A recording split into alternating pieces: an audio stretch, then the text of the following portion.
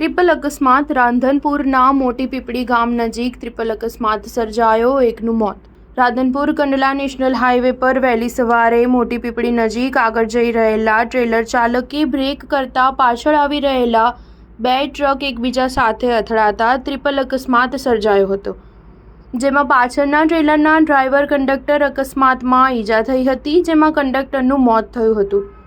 આ અંગે રાધનપુર પોલીસ મથકે અકસ્માતની ફરિયાદ નોંધાવી હતી.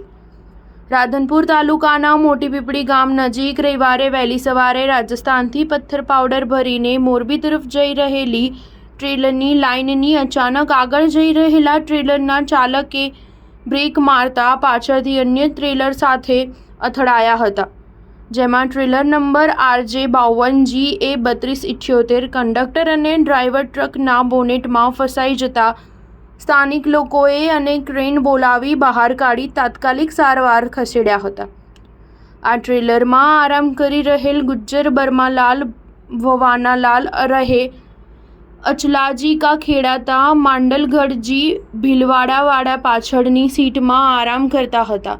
તેમનું અકસ્માતમાં મોત નીપજ્યું હતું અને ચાલક કિશનલાલને આ અકસ્માતમાં નાની મોટી ઈજાઓ થઈ હતી.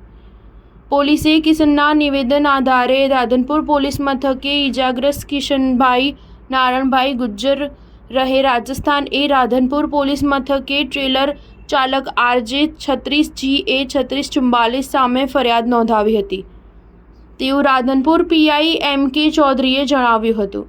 રાજસ્થાનથી મોરબી તરફ જઈ ટ્રેલરને અકસ્માત નડ્યો, એક બ્રેક કરતા બીજા બે ટ્રેલર સાથે અકસ્માત. સ્ટાર ન્યૂઝ 7 હંમેશા સચ્ચાઈની સાથે.